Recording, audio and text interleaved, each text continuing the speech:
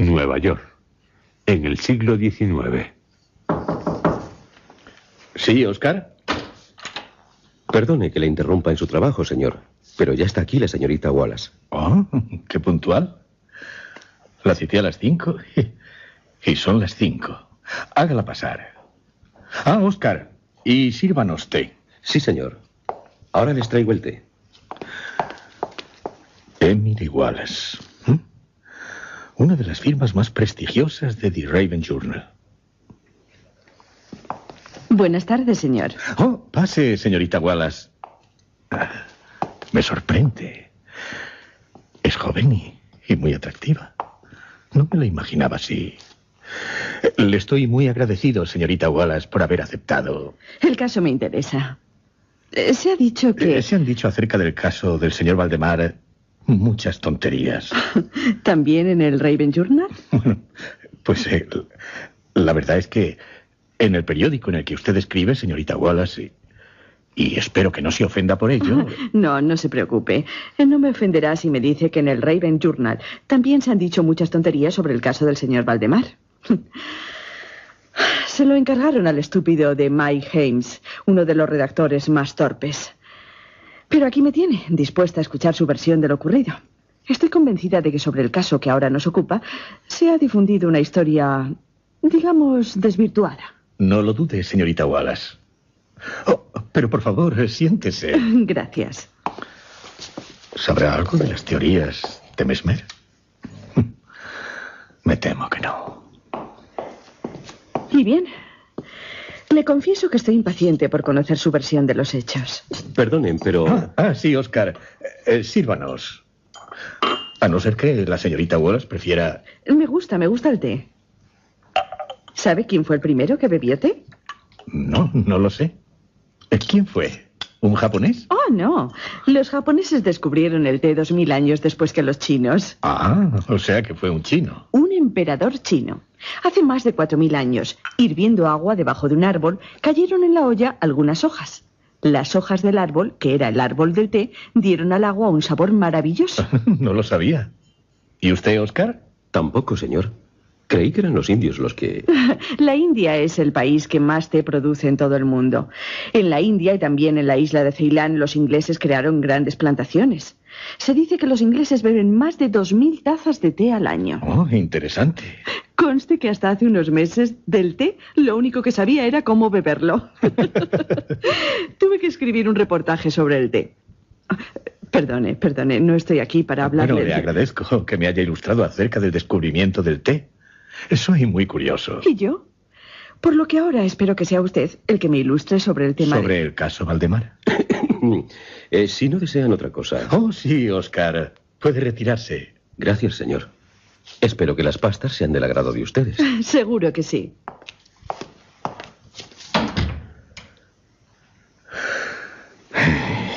El caso Valdemar. Del señor Valdemar. Debo serle sincero. No me sorprendió el que el caso provocara tantos comentarios y hasta discusiones. Dadas las circunstancias, de no haber levantado tantas polémicas habría sido un milagro. ¿Qué circunstancias? Las creadas por cuantos estuvimos implicados en el caso. ¡Qué gran error! Estuvimos de acuerdo en que, hasta que no tuviéramos la oportunidad de investigar más a fondo lo ocurrido, debíamos mantener el asunto alejado del conocimiento público. Y ya sabe lo que pasó. Lo contrario a lo que nosotros deseábamos. Se difundió entre la gente una historia que, al menos yo, considero espúrea. Una historia no solo falsa, sino también exagerada. Se convirtió en fuente de muchas desagradables tergiversaciones y, como es natural, de profunda incredulidad. Todos los partícipes en el caso somos culpables de ello. Pero el lamentarse no sirve para nada. Así que... ¿Me hizo llamar? Sí, señorita Wallace. Para que usted, en su periódico, dé a conocer los hechos tal como en verdad sucedieron. En la medida en que me es posible comprenderlos. Pero el té, señorita Wallace, se enfría. ¿Una pasta?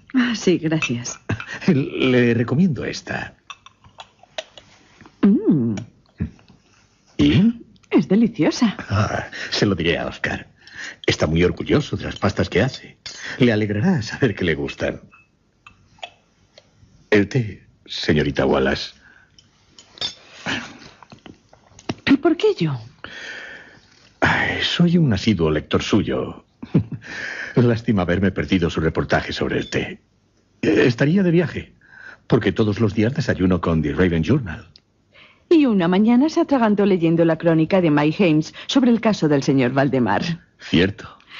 Es un tipo odioso. Cuenta lo que le cuentan, y lo que le cuentan se lo cuentan en las tabernas. No se molesta en investigar. Pero leyéndola a usted nunca me he atragantado. Me gusta su estilo. Sé que no me defraudará. Bueno, le escucho. Pero un momento. Juraría que guardé. Aquí está. Mi libreta. Tomaré notas. ¿Ya? Sí, ya. Durante los últimos 3 años, más o menos, el mesmerismo atrajo repetidamente mi atención. ¿Sabe lo que es? El mesmerismo. La doctrina del magnetismo animal. ¿Cómo hipnotizar? Es cierto, señorita Wallace. Mesmer para muchos no fue otra cosa que un charlatán. Pero no para mí. De repente, hace unos 9 meses, se me ocurrió que, en la serie de experimentos hechos hasta entonces, existía una omisión muy notable e inexplicable. ¿Qué omisión? Nunca se había hipnotizado a nadie in articulo mortis, al borde de la muerte. ¿A punto de morir? Así que, aun no habiendo sido nadie hipnotizado en tal estado, quedaban por comprobar varias cuestiones. ¿Qué cuestiones? En primer lugar, si el paciente, in articulo mortis, sería susceptible de influencia magnética. En segundo lugar, si en el caso de que lo fuera, si su estado aumentaba o disminuía tal influencia. Y en tercer lugar, hasta qué punto, o por cuánto tiempo, el proceso magnético podría detener el avance de la muerte. Algo apasionante. Sí, algo apasionante, desde luego. Quedaban por aclarar otras cuestiones, pero las que más me interesaban eran las que le acabo de decir, sobre todo la última, por la gran importancia que podrían tener sus consecuencias. ¿Y qué hizo? Ante todo, pensar si entre mis conocidos habría alguno que me pudiera ayudar a la verificación de tales puntos. Acabé acordándome de mi amigo, Ernest Valdemar. El compilador de la biblioteca forénsica. El mismo. Goza por tal compilación de una gran fama. Y justa. Es también bajo el seudónimo de Issachar Marx, el autor de las traducciones al polaco de Wallenstein, la conocida trilogía dramática del poeta Johann Christoph von Friedrich Schiller, y de Gargantúa, novela del francés François Rabelais. Y el señor Valdemar, desde 1839, residió en Harlem, cerca de aquí, en Nueva York. Pienso que en un futuro no muy lejano, tal pueblo será absorbido por esta ciudad. El señor Valdemar es, bueno, o era... ¿Es o era? Permítame que prosiga. Perdón, desde luego. ¿Otro té, señorita Wallace? Se lo agradezco, pero no más pastas. Engordan. Si está frío... Oh, no. Está perfecto. Oh. El señor Valdemar siempre se distinguió por su extremada delgadez. Sus piernas... ¿Sí? Sus piernas se parecían mucho a las de John Randolph. ¿A las de John Randolph? ¿Ese congresista que decía ser descendiente de Pocahontas? Un tipo tan excéntrico. Perdone, pero me estoy imaginando las piernas del señor Valdemar. También llamaba la atención por sus patillas blancas que tanto contrastaban con su pelo negro. Algunos creían que usaba peluca. Era de un temperamento muy nervioso. Un temperamento que le convertía en un buen sujeto para experimentos mesméricos. 2 o 3 veces lo había hipnotizado con facilidad. Pero... ¿Pero qué? Me decepcionó bastante al no alcanzar otros resultados que, dada su especial constitución, había previsto. ¿Por ejemplo? Su voluntad nunca logré que quedase bajo mi total dominio. No pude ejercer sobre él un control absoluto. Y respecto a la clarividencia, no conseguí ningún resultado del que me pudiera fiar. No supe si, sometido al estado hipnótico, percibía lo que, en un estado normal, no se es capaz de captar. Siempre atribuí mis fracasos a su mala salud. Unos meses antes de conocernos, los médicos le habían declarado tuberculoso crónico. La verdad es que el señor Valdemar acostumbraba a referirse a su cercana muerte con una sorprendente tranquilidad. Para él, el morir era algo que no se puede evitar, ni tampoco lamentar. Por lo que me acaba de decir, parece que el señor Valdemar resultaba una persona apropiada para lo que pensaba llevar a cabo, ¿no? Efectivamente. Sabía, porque conocía bien su forma de pensar, que no se iba a negar a colaborar conmigo. Lo que me proponía entraba dentro de su filosofía. Y sin parientes en América de los que pudiera temer una intromisión. En conclusión, que le hablé francamente del asunto, y para mi sorpresa, pareció interesarle vivamente. ¿Para su sorpresa? Sí, para mi sorpresa, señorita Wallace. Porque, aunque con anterioridad siempre se había prestado de buen grado a mis experimentos, nunca demostró por ellos particular interés. Su enfermedad era de las que permiten calcular con bastante exactitud cuándo sobrevendrá la muerte. Convenimos en que él me llamaría 24 horas antes del momento anunciado por los médicos que le atendían para su fallecimiento. Hace 7 meses, escrita por el propio Valdemar, recibí una nota en la que me decía: Estimado P., ya puede usted venir. Tanto el doctor D como el doctor F coinciden en que no pasaré de mañana a medianoche. Y puedo asegurarle de que han calculado muy bien, Valdemar. La nota me fue entregada media hora después de haber sido escrita. Al momento me fui a su casa. Al cuarto de hora, ya estaba en la habitación del señor Valdemar. Del moribundo Valdemar. No le había visto desde hacía 10 días y me aterró el espantoso deterioro que en ese tiempo se había producido en él. ¿Qué alteraciones presentaba? Su rostro, señorita Wallace, era de un terrible color plomizo. No había el menor brillo en sus ojos. Y aunque siempre había sido extremadamente delgado, como ya le dije, en tal ocasión estaba muy demacrado. Tanto que la piel se había abierto en los pómulos. Su rostro era horrible. Sí, no lo dudo, a juzgar por lo que me ha dicho. No paraba de toser. La expectoración acabó alterando mis nervios. Su pulso apenas se percibía. Sin embargo, conservaba una notable claridad mental. Diría que extraordinaria. Y las fuerzas no le habían abandonado por completo. Me habló con claridad. Tomaba, sin necesidad de que nadie le ayudara, algunos calmantes. Lo encontré al entrar en su habitación, recostado en la cama sobre varias almohadas, escribiendo notas en una libreta. ¿Estaba solo? Oh, no, señorita Wallace. Le acompañaban los doctores D y F. Estaban a su lado atendiéndole. Luego de estrechar la mano a Valdemar, llevé aparte a los médicos y les pedí que me detallaran el estado del paciente. ¿Qué le dijeron? El pulmón izquierdo de Valdemar, desde hacía 18 meses, estaba en un estado semióseo o cartilaginoso, no pudiendo en absoluto desempeñar su función vital. ¿Y el pulmón derecho también? El pulmón derecho, en la parte superior, también estaba parcial o totalmente osificado. La parte inferior era ya solo un amasijo de tubérculos purulentos entremezclados. Ya todo en la parte inferior era esa masa blanquecina, purulenta, que se forma en los pulmones de los afectados por la tuberculosis. Había varias perforaciones importantes y una parte del pulmón estaba definitivamente adherida a las costillas. Es algo terrible. Sí, señorita Wallace, algo terrible. Los doctores también me dijeron que las alteraciones del lóbulo derecho del pulmón eran recientes. El proceso de osificación se había extendido con una rapidez poco frecuente, insólita. Un mes antes, no había el menor síntoma y hacía solo 3 días que se habían observado las adherencias.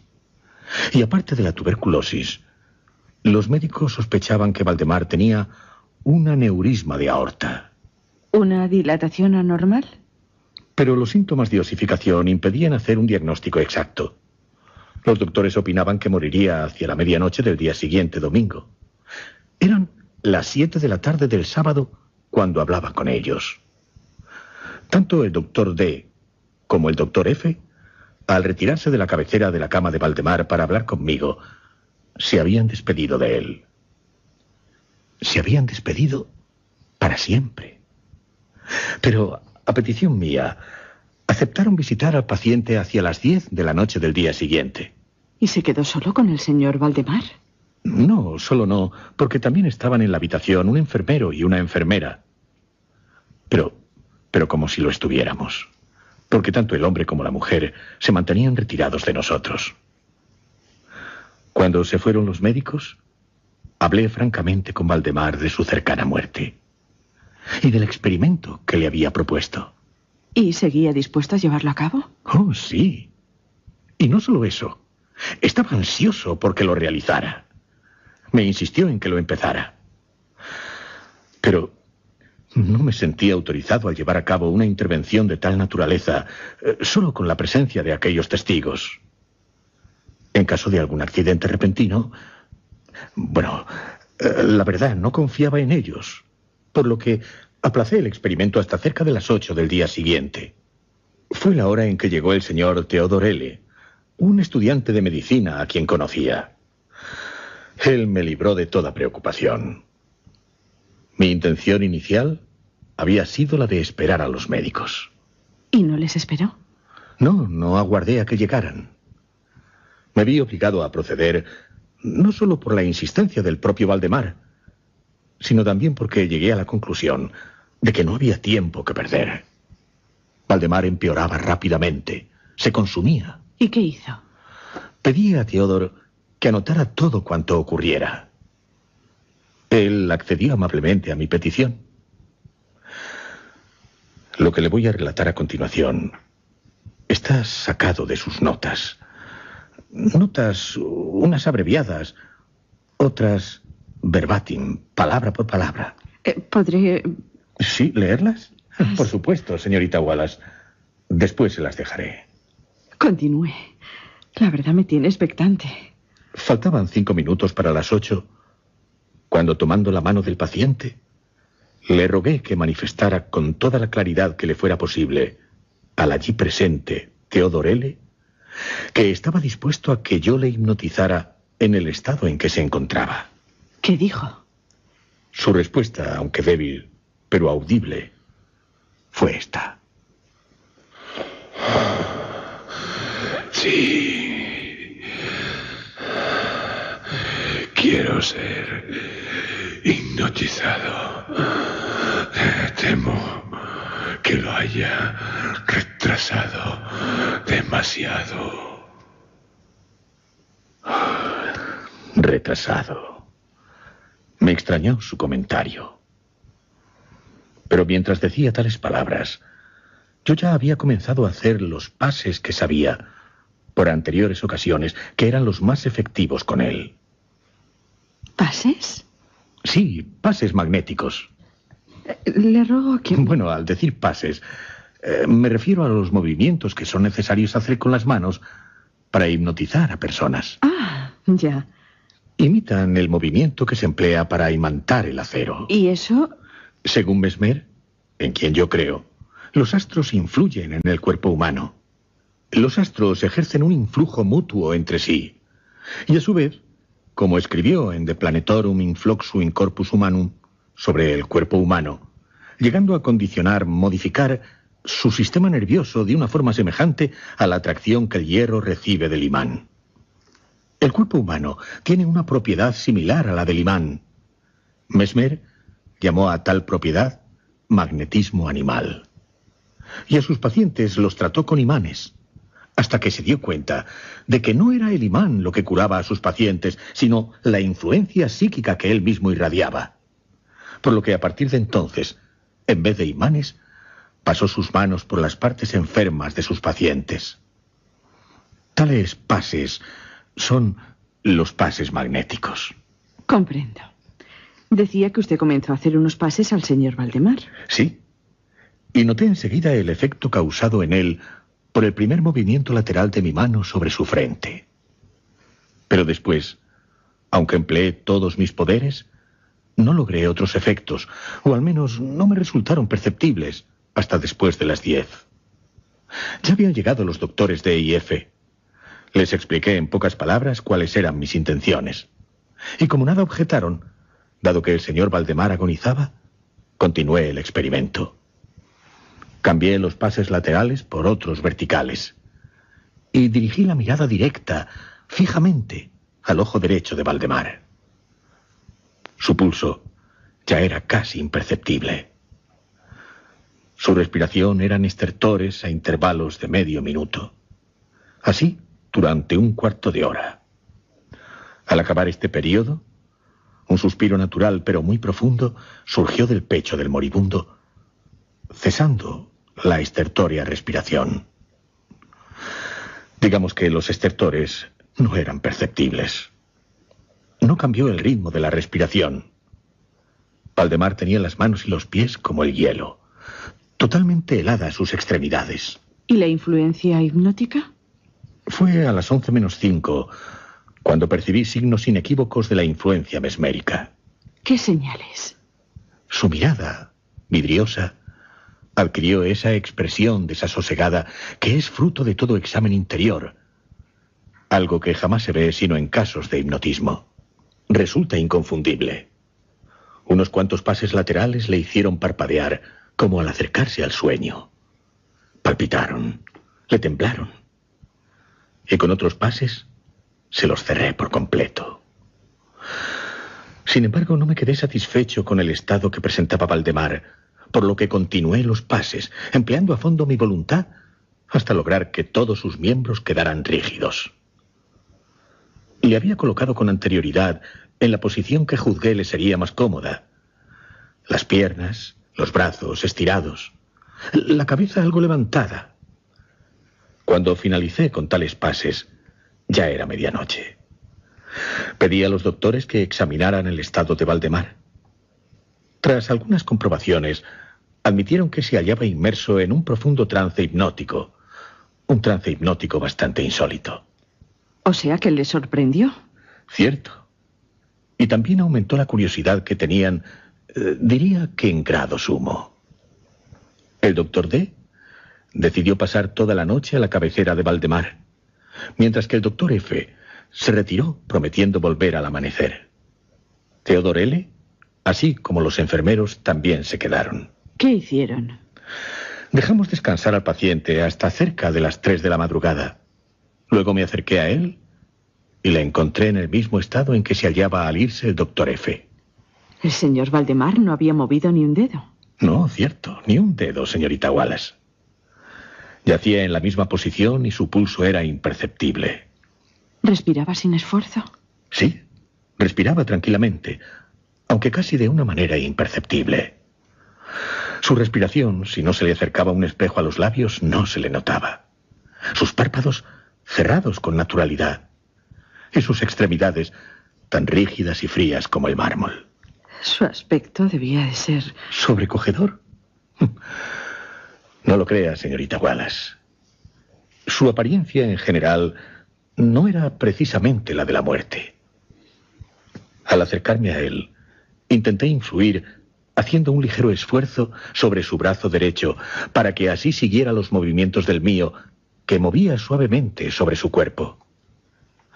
Anteriormente con otros pacientes no lo había logrado. Y la verdad es que con Valdemar tampoco pensaba que lo lograría. Pero para mi asombro, su brazo seguía, débil pero seguro, el movimiento que hacía el mío. Decidí decirle algo. Señor Valdemar, ¿duerme usted? No responde. Pero en los labios, sí. En sus labios hay un ligero temblor. Como si quisiera quisiera... Señor Valdemar, ¿está dormido? Los labios le siguen temblando. Señor Valdemar, ¿duerme usted?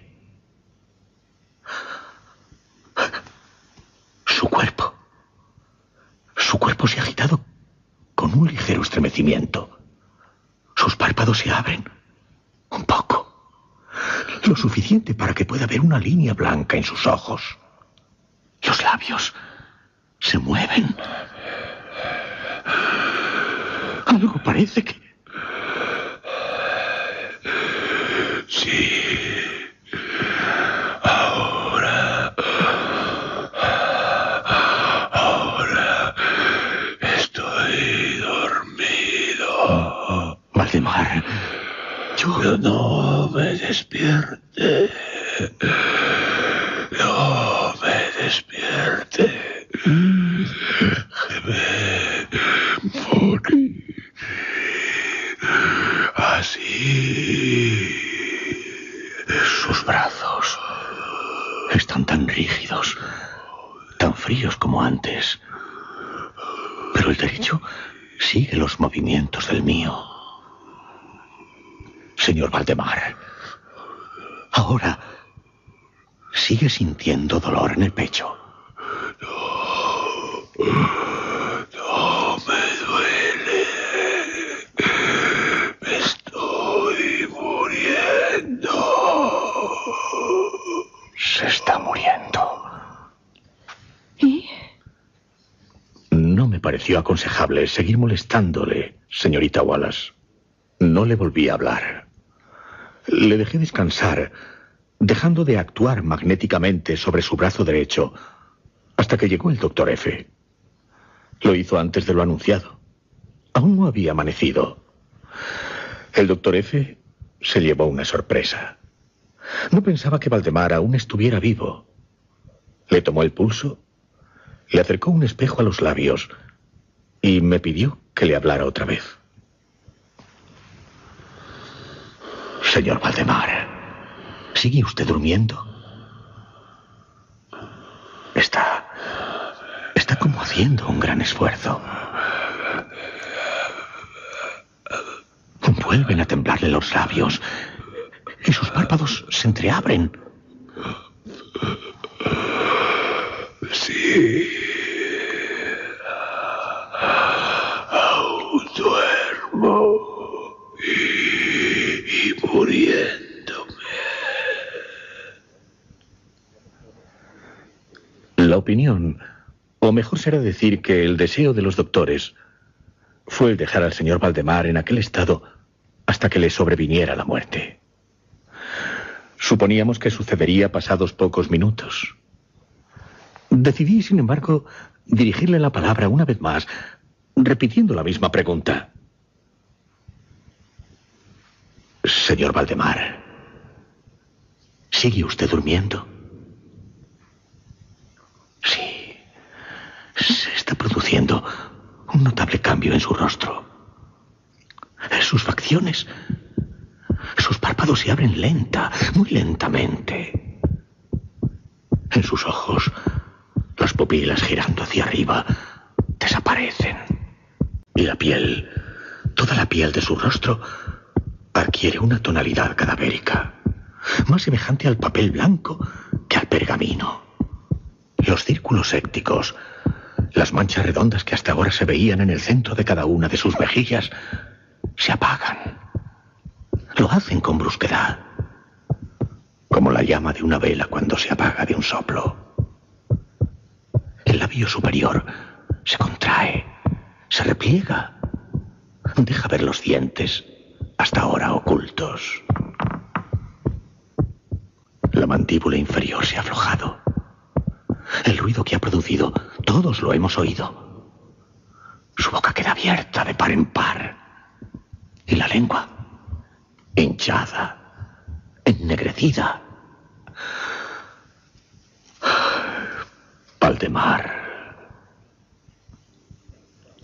Señorita Wallace, todos cuantos estábamos allí presentes, se nos suponía acostumbrados a los horrores de un lecho de muerte.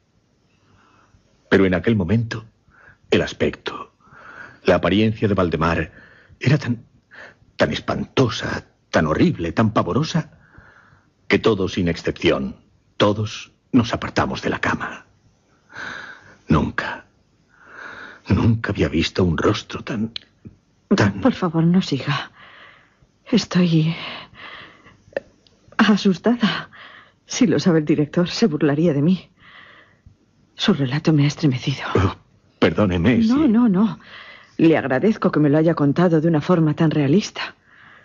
Ojalá de escribir sobre el caso Valdemar lo hiciera con la fuerza con la que usted me lo cuenta. Impresionaría a los lectores. Espero que tenga la oportunidad de hacerlo. Y de echar por tierra esas malsanas versiones que se han dado sobre lo sucedido a Valdemar. Magnífico. Y el señor Valdemar, supongo por lo que me ha dicho, murió en aquella madrugada. Ay, señorita Wallace, todos comprobamos que en Valdemar no había ya ningún signo de vida. Los doctores D y F, Theodore L., el enfermero, la enfermera y yo mismo, por lo que le creímos muerto. Pero... ¿Pero qué? ¿No me irá usted a decir que... o sí me lo dirá? No sé, señorita Wallace. No sé si usted me creerá. ¿Y por qué no había de creerle? Es que lo que ocurrió seguro que la asombrará. La asombrará en caso de que no se muestre incrédula. Temo que... Se lo ruego, continúe. Usted confía en mí y yo confío en usted. ¿De acuerdo? De acuerdo, señorita Wallace. Y si... También considero que mi deber es continuar contándole la historia, la verdadera historia de lo que pasó en casa del señor Valdemar. Íbamos a confiarlo, convencidos de que había muerto, a los enfermeros. Fue cuando, disponiéndonos a salir de la habitación, oímos algo a nuestras espaldas. Algo horrible. Algo que nos dejó paralizados. ¿Qué ha sido eso? ¿Qué ha sido eso?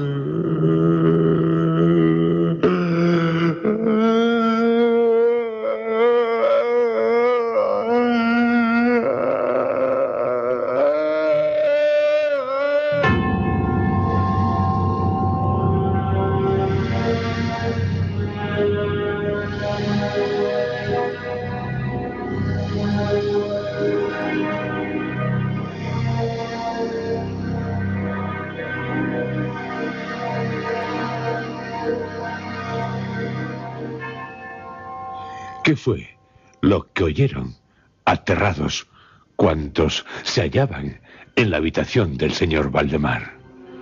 Oyeron algo espantoso. ¿Qué?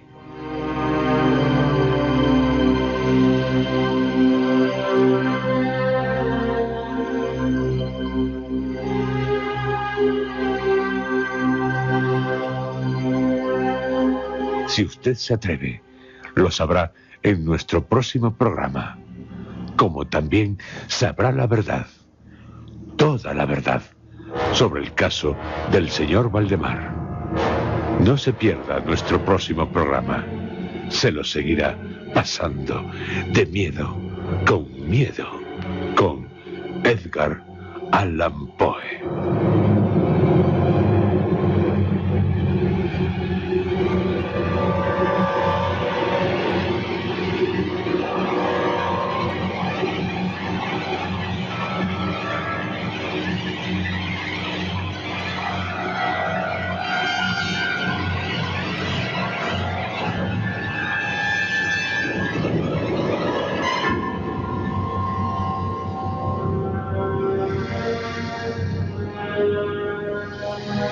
Y es que la verdad sobre el caso del señor Valdemar es uno de los relatos más macabros de Poe. Cuando se publicó por primera vez, causó entre los lectores del American Review en diciembre de 1845 una gran conmoción. Las descripciones de Poe les pusieron los pelos de punta. Algunos las consideraron repulsivas. En la actualidad, pasados 153 años de su publicación, sigue estremeciendo, porque poco a poco nos hunde en el terror, como solo un maestro del género sabe hacer.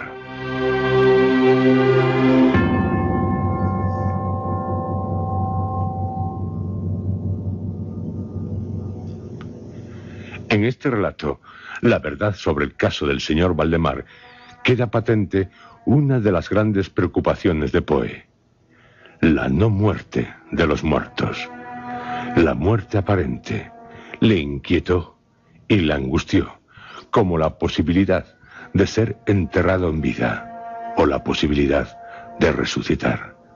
Temáticas que, tras Poe, cultivaron muchos autores, pero la verdad sobre el caso del señor Valdemar es inigualable.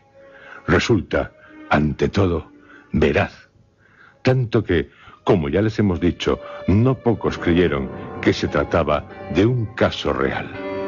Veraz porque Poe no duda en planteárnoslo de tal manera, pese a que se trata de un caso de mesmerización, y en la magnetización no todos creían, pero Poe la hace creíble por la manera en que la pone en práctica el narrador.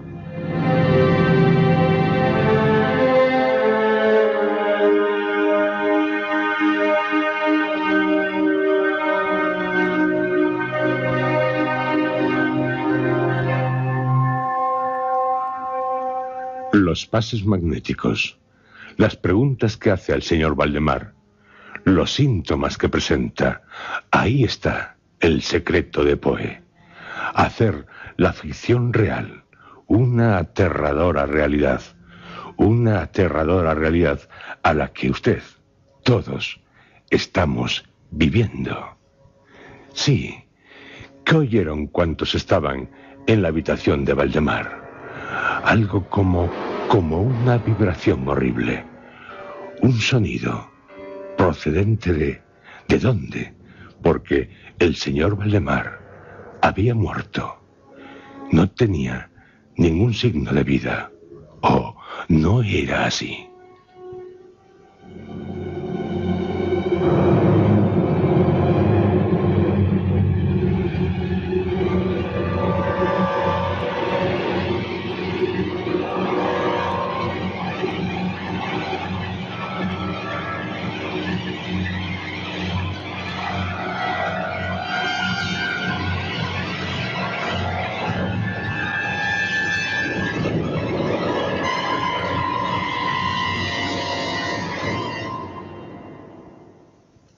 Si el señor Valdemar hubiera podido decir más de lo que dijo, tal vez diría: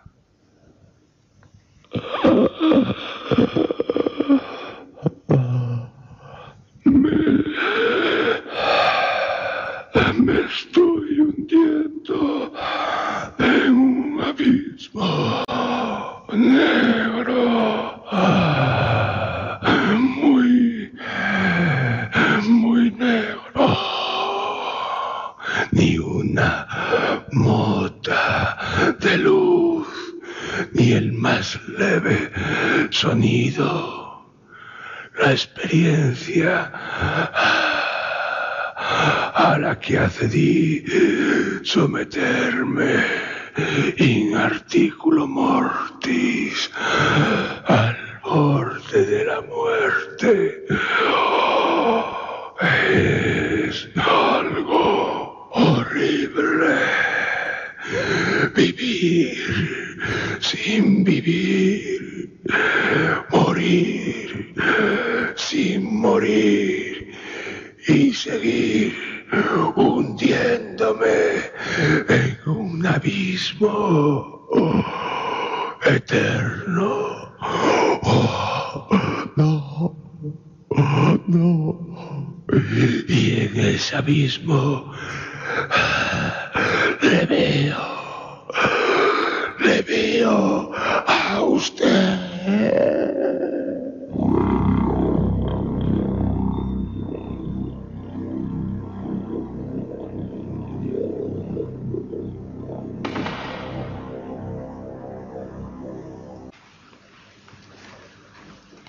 oyeron? Algo horrible.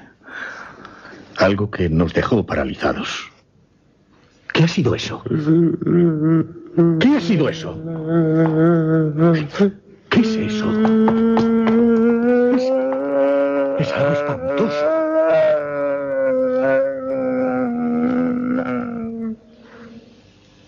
¿Pero qué era? Oh, señorita Wallace. Su lengua, hinchada y negruzca, vibraba. ¿Vibraba, dice? Oh, sí, se lo aseguro. Puede que la vibración durara 1 minuto. Con certeza no lo sé. Después, de las mandíbulas abiertas e inmóviles de Valdemar, surgió una voz que... sería por mi parte una locura intentar describirla. Una voz que nos heló la sangre. Hay 2 o 3 epítetos que, al menos en parte, pueden considerarse adecuados para explicarle cómo era. ¿Sí? Puedo decirle, por ejemplo, que era una voz áspera, quebrada y hueca. Pero el sonido en conjunto, eso sí que no se lo puedo explicar. Imposible. ¿Por qué? Por la sencilla razón de que nunca un sonido semejante ha lastimado el oído humano. No lo ha irritado. Nadie ha percibido tales resonancias. Por separado sí, pero juntas no. Y menos de un hombre. ¿Muerto? Oh, no. 2 características, sin embargo, puedo señalarle como propias de tal sonido. Es algo que pensé en aquel momento y es algo que aún sigo pensando. Puede dar cierta idea de su condición sobrenatural. ¿Sobrenatural? Sí, señorita Wallace. Sobrenatural. Porque natural no era.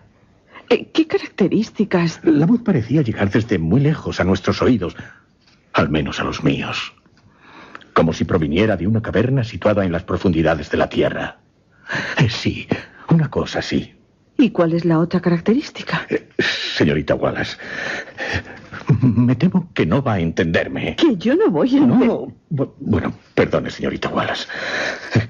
Creo que no me he expresado correctamente. No va a entenderme porque yo no voy a ser capaz de que me entienda. Me faltan palabras. Sí, palabras para manifestarle la sensación que... Bien, lo intentaré. La voz me produjo la misma sensación que producen al tacto las materias gelatinosas y... ¿Gelatinosas? Sí, y viscosas. Una sensación, desde luego, muy desagradable. Y tratándose de un sonido, pavorosa. Y de una voz. Porque le estoy hablando de ambos.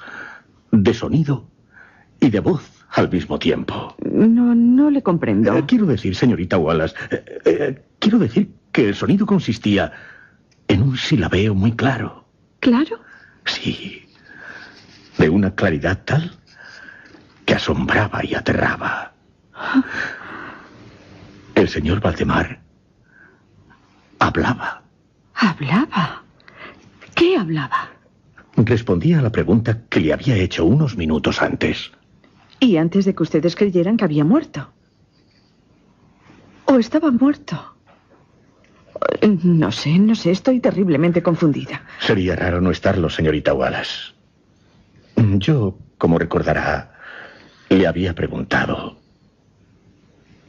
Señor Valdemar, ¿sigue usted durmiendo? No me respondió.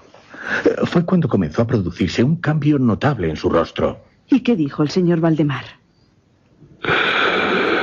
Sí. No. Estuve durmiendo. Y ahora estoy muerto. Muerto.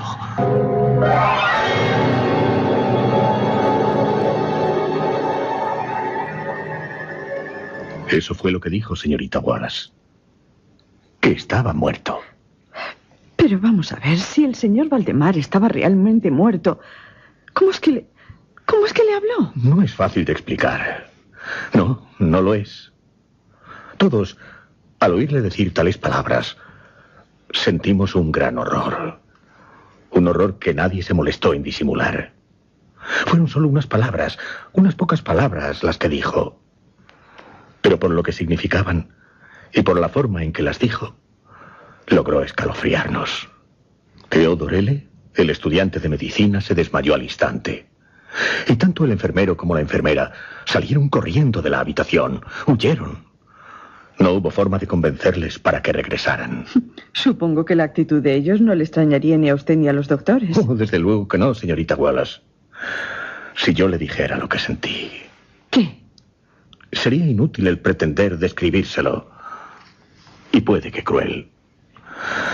Cruel con usted, señorita Wallace. Fue algo más que miedo, terror, pavor. Fue mucho más que eso. Debe conformarse con estas palabras. De acuerdo. ¿Y qué hicieron? Ante todo, intentar reanimar a Theodore L. Y durante casi una hora, tanto los doctores como yo permanecimos en silencio mientras atendíamos al estudiante.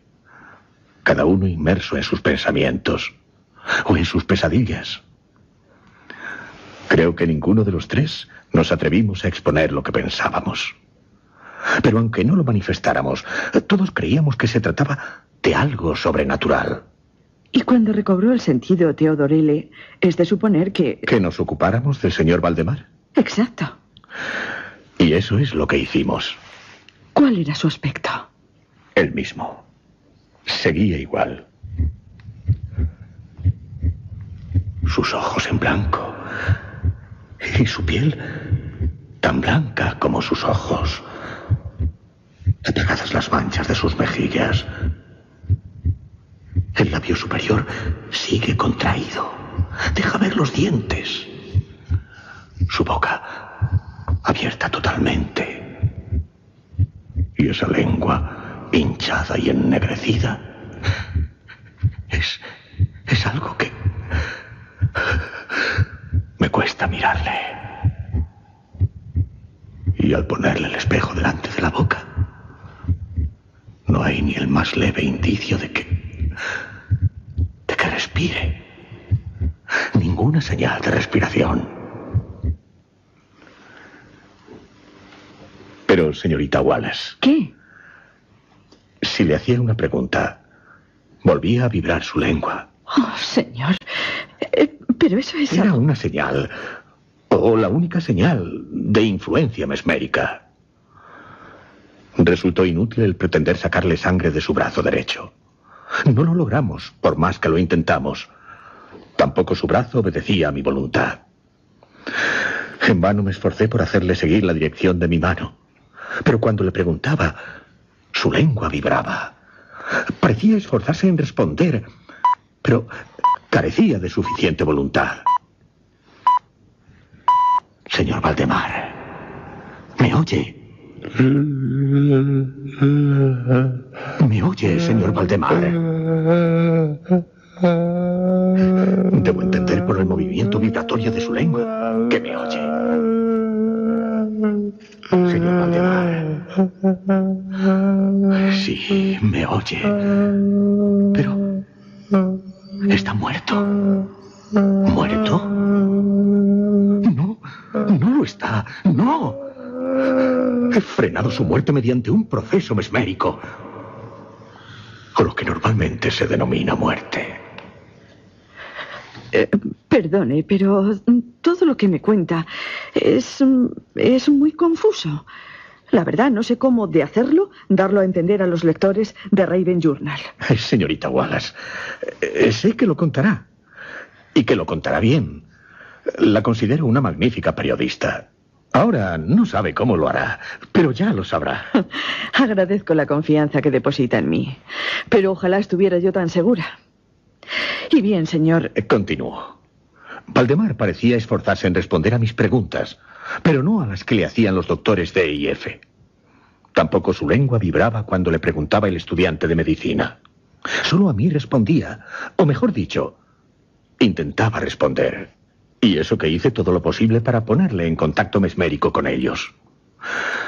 No logré tal relación hipnótica. ¿No quería tenerla? Puede que efectivamente no quisiera tenerla. Así que buscamos los servicios de otros enfermeros. Y a las 10 dejé la casa del señor Valdemar en compañía de los doctores y de Theodore L. Nos hacía falta descansar, y lo hicimos. Hasta que por la tarde volvimos a casa del paciente. ¿Paciente? ¿De qué otra forma llamarlo, señorita Wallace? Desde luego. Pero la verdad suena raro. Prosiga, se lo ruego. El estado del señor Valdemar seguía siendo el mismo. Discutimos un rato sobre la conveniencia...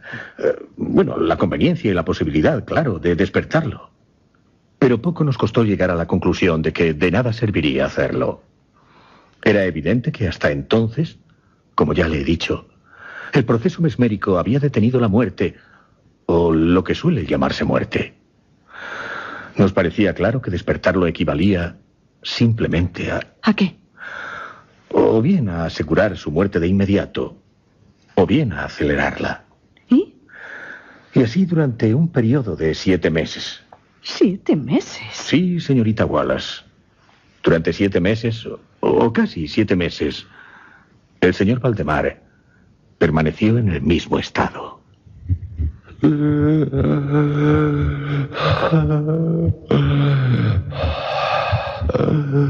Soy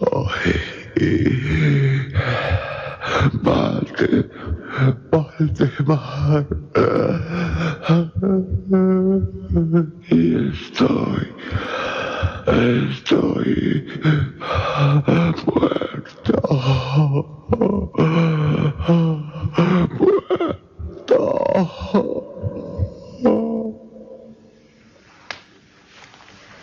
¿Qué hizo? ¿O qué hicieron durante esos meses? Le visitamos a diario. Algunas veces acompañados por otros médicos o alguna amistad. Los enfermeros le atendían constantemente. Hasta que a finales de la semana pasada... ¿Se decidieron a hacer algo más? Sí. El viernes pasado decidimos llevar a cabo el experimento de despertarle. O de intentar despertarle. Es muy posible que el resultado de tal experimento, el desafortunado resultado, fuera lo que levantó tanta discusión, tanta polémica en círculos privados. Y no tan privados. Cierto, señorita Wallace. La reacción popular ante tal experimento... Bien, ya sabe lo que opino.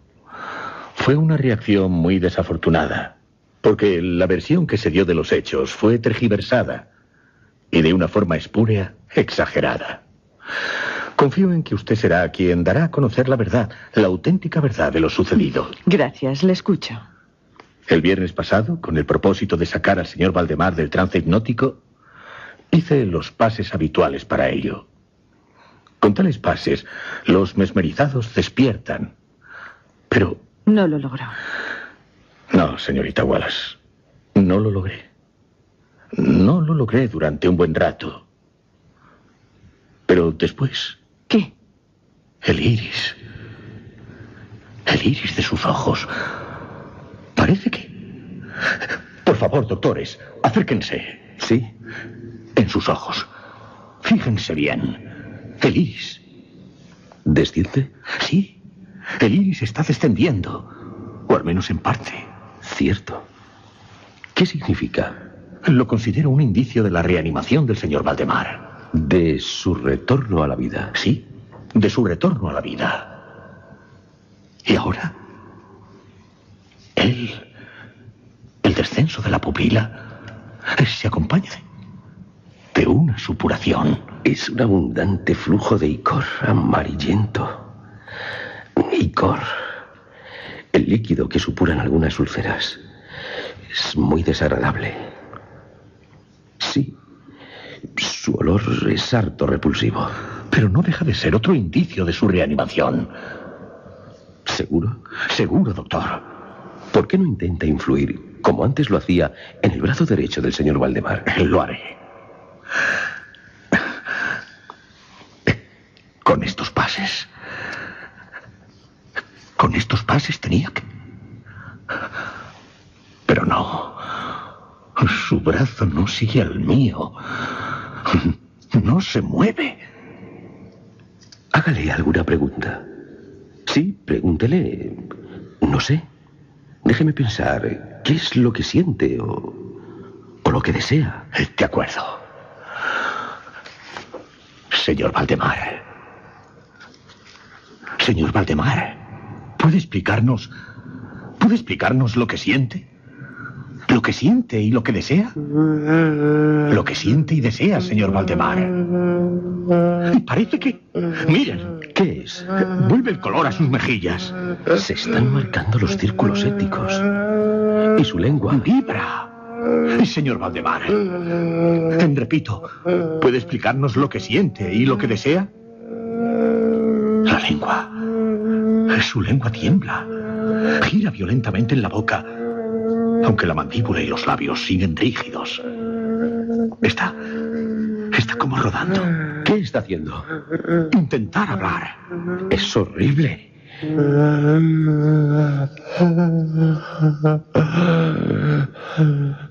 Por Dios, por amor de Dios, pronto. ¿Pronto qué? ¿Qué, señor Valdemar? Dese prisa. Hágame dormir. Hágame dormir. Oh, despiérteme. Oh, despiérteme. Pronto. Le digo que estoy muerto. Le digo que estoy muerto. Haga algo. Yo no sé qué puedo hacer. ¡Pronto! Ha dicho que está muerto. Señor Valdemar. Muerto. No, debe calmarse. Siga mis manos sobre su cuerpo. Sígalos. Lo conseguirá. No pare. Le despertaré, señor Valdemar. Cálmese, por favor, cálmese. No puedo despertarle, no puedo. No se mueven sus labios, pero la lengua. Muerto.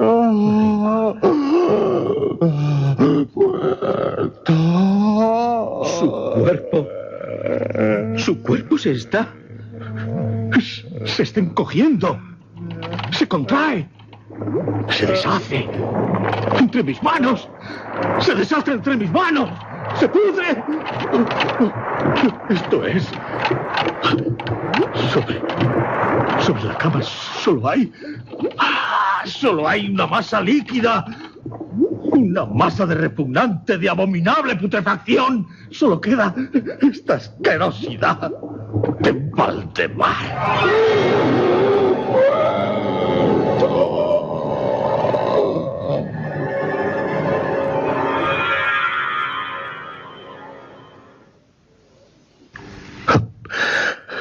Perdone, señorita Wallace. Recordando lo que ocurrió, procuraré serenarme. Increíble. Pero cierto, se lo aseguro. Eso fue en verdad lo que ocurrió. Eso. Solo eso. ¿Solo eso? Algo horrible. Cada vez que recuerdo aquellas últimas palabras suyas. Dese prisa. Hágame dormir. Hágame dormir. Oh, despiérteme. Oh, despiérteme pronto. Le digo que estoy muerto. Le digo que estoy muerto. Sí. Cada vez que la recuerdo, siento un espantoso escalofrío. Puede que con el paso del tiempo logre olvidarlas. Aunque me temo que no. Y yo creo que tampoco nunca podré olvidar cuánto me ha contado. Y puede que tampoco quienes lean lo que escribiré sobre el caso en el The Raven Journal. Aunque ahora me pregunto cómo contarlo. Lo único que sé es cómo titular mi artículo. La verdad sobre el caso del señor Valdemar.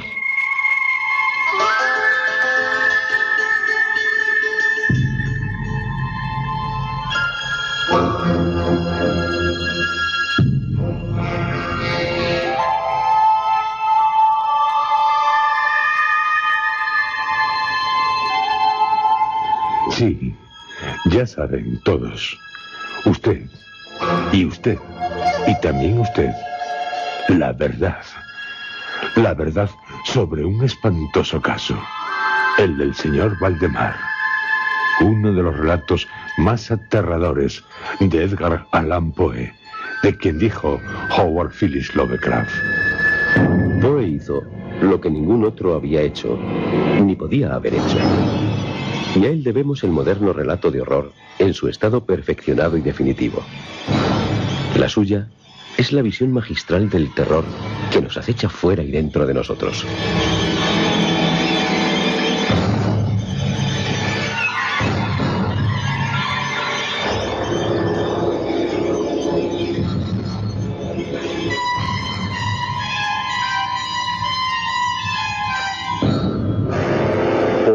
Como ya les hemos dicho, en 1844, un año antes de sorprender a los lectores del American Review, había publicado otro relato sobre la pseudociencia de Mesmer, Revelación Mesmérica. De Banquet, su personaje, nos dice George Walter en su biografía de Poe. Solo desea someterse a la experiencia con el objetivo de ser adecuadamente interrogado por el magnetizador. Según su convicción, solo en estado de sonambulismo será capaz de dar las respuestas claras que en estado de vigilia solo serían sentimientos difusos. Se reconoce ahí toda una dialéctica poesca. Y como en realidad es el autor quien plantea las preguntas a su personaje, se trata nada menos que de la existencia de Dios y de la inmortalidad del alma. Una vez dormido e interrogado, Mankir experimenta la realidad de una futura encarnación a la vez individual y absorbida por Dios.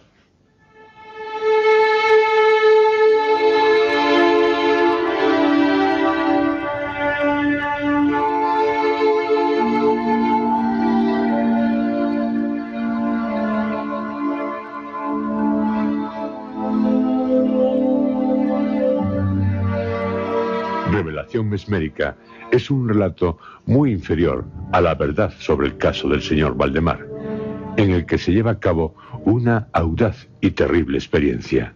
Pero al principio del mismo queda expuesto lo que Poe piensa del mesmerismo. Aunque la teoría del mesmerismo esté aún envuelta en dudas, sus sobrecogedoras realidades son ya casi universalmente admitidas.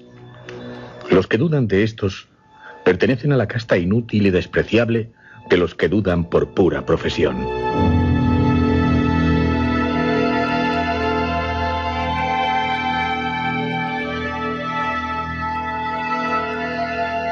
Poe no creería ciegamente en el mesmerismo, pero lo que sí está claro es que le interesó.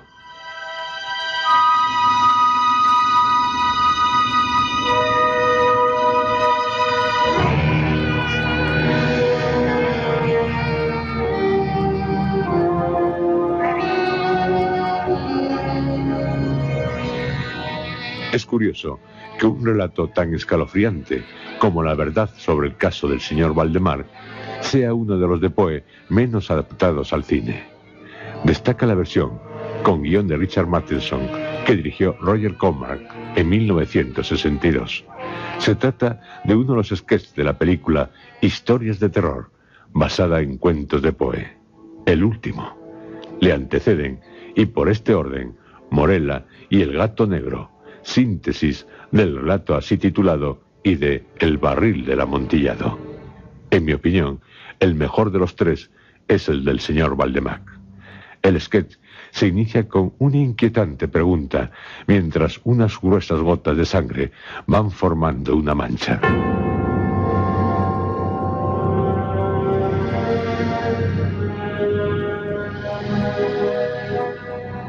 ¿Qué ocurre exactamente en el momento de la muerte? Sobre todo, si a uno no se le deja morir en ese momento. Y ya, en primer plano, pasando de un dibujo a imagen real, el rostro de Vincent Price, que encarna al señor Valdemar. Está siendo sometido a un tratamiento mesmérico por parte del pseudocientífico Carmichael, interpretado por Basil Rathbone. Carmichael, más que preguntar, le asegura que no siente ningún dolor, que se encuentra en una paz total, tanto de cuerpo como de mente. Valdemar, siguiendo los pases mesméricos de Carmichael, con un foco ante su rostro que cambia constantemente de colores, le responde afirmativamente. Ahora duerma. Duerma. Y cuando mi mano haya pasado ante su frente, despierte. Y Valdemar saldrá del estado mesmérico en el que se encontraba. Vemos que está acompañado también por su esposa Helen, una atractiva joven morena, a cargo de Deborah Paget y del Dr. James, interpretado por David Franca. El doctor le toma el pulso, teniendo que reconocer a regañadientes que su estado es satisfactorio. Para el Dr. James, el hipnotismo no es aconsejable, pero Valdemar le dice que gracias a él no tiene dolores. Discutirán el doctor y Carmichael. Este, por su expresión, ya desde un principio, no parece albergar buenas intenciones. Valdemar les dice que hay que aceptar la realidad, que en su cerebro los tejidos se están descomponiendo.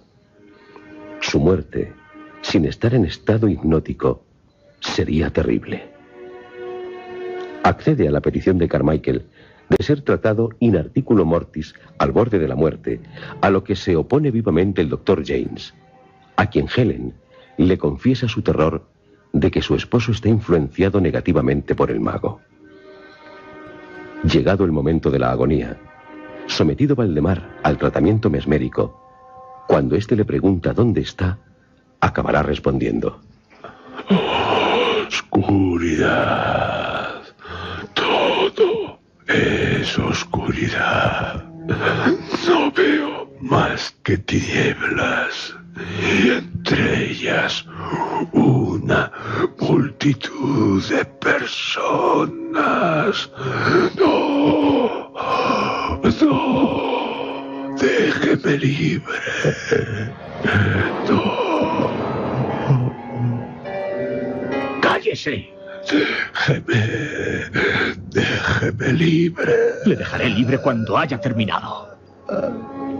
Carmichael no solo se propone el saber hasta dónde puede llegar el influjo mesmérico en una persona al borde de la muerte.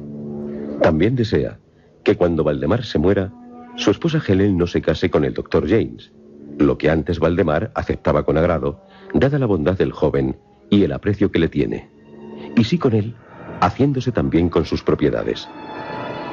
Pero Valdemar, ya con el rostro cuarteado, inmóvil en el lecho, le desbaratará sus planes. Se incorporará de la cama al tratar violentamente Carmichael a Helen, y avanzando amenazadoramente hacia él, mientras se va descomponiendo, acabará dándole muerte. El doctor, que se disponía a irse, vuelve precipitadamente a la habitación tras oír unos gritos. Se encontrará con Helen desmayada y con una masa repugnante, lo que queda de Valdemar, sobre el cadáver del malvado Carmichael.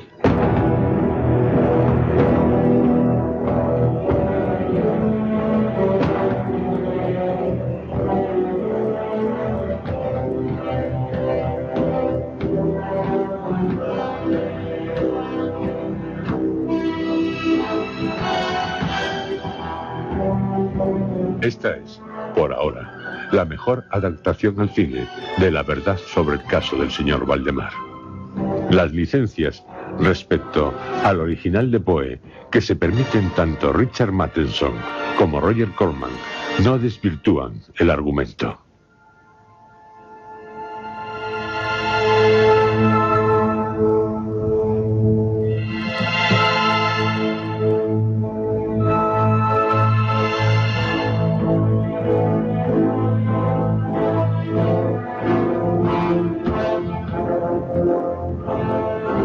Sobre Poe, en el cine, se han hecho varias películas. Ya en 1909, Griffith le dedicó un cortometraje, siendo Herbert Joss el encargado de encarnar al escritor.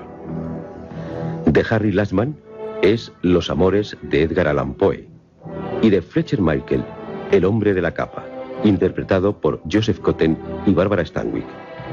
Pero sobre todo, se han hecho muchas películas basadas en sus cuentos, como Laia, el relato que dentro de este primer ciclo que estamos dedicando a Poe, les ofreceremos en nuestro próximo programa.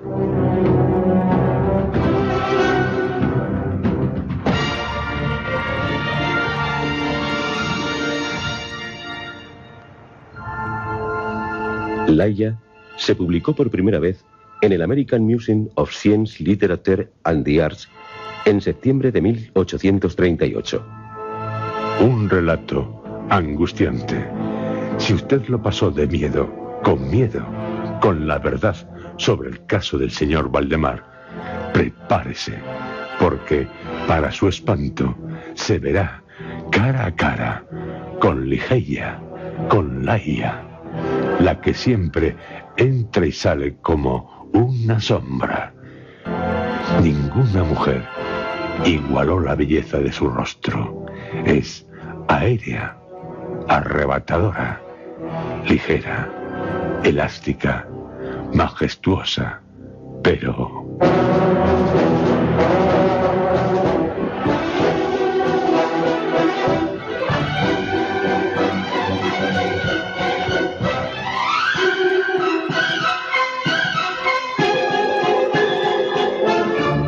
No se pierda Ligeia, Laia, uno de los más impresionantes relatos de Edgar Allan Poe. Laia le será inolvidable, para su bien o para su mal. Ya lo sabrá.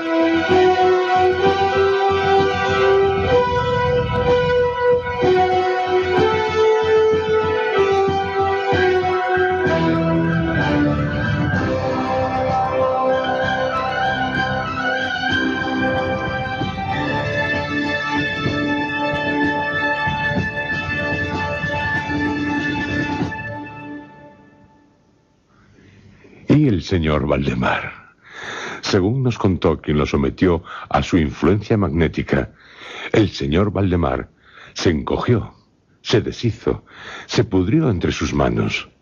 Del señor Valdemar solo quedó una masa casi líquida, una masa repugnante, de abominable putrefacción. Solo quedó, según el magnetizador, una asquerosidad.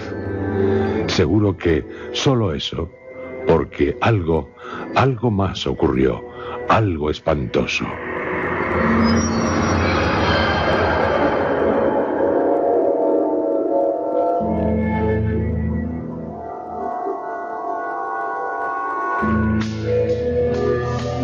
El magnetizador, tras relatar a la periodista lo que en verdad había sucedido en el caso del señor Valdemar, y una vez que ella se fue a la redacción, cenó frugalmente y se retiró en su despacho a leer una antigua obra sobre el poder de la mente. No podía imaginarse que él, sí, él, no solo el señor Valdemar, también acabaría siendo noticia.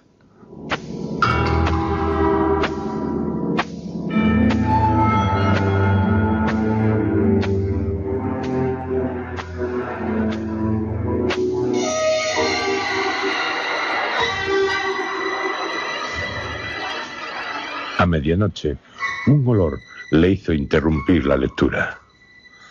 ¡Qué olor más asqueroso! Verdaderamente repugnante. ¿De dónde puede proceder? Aquí no hay nada que... Ay, cada vez es más pestilente. Se levantó y... Bajo la puerta. Sí, bajo la puerta. Se está deslizando una masa, casi líquida, viscosa. ¡Oh, no! Me recuerda a lo que quedó del señor Valdemar. Eso no puede ser. ¡Qué locura! El señor Valdemar. Una alucinación mía. Solo eso. Pero avanza hacia mí. Soy Valdemar, una masa hedionda, pero mi mente está viva y dispuesta a magnetizarle, a que venga al horrible mundo en el que me ha hundido. No. Sí, usted será como yo.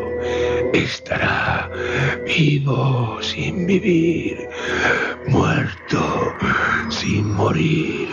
Míreme bien, fije sus ojos en mí. Así le haré agonizar y después será como yo, como Valdemar, para siempre, siempre, siempre.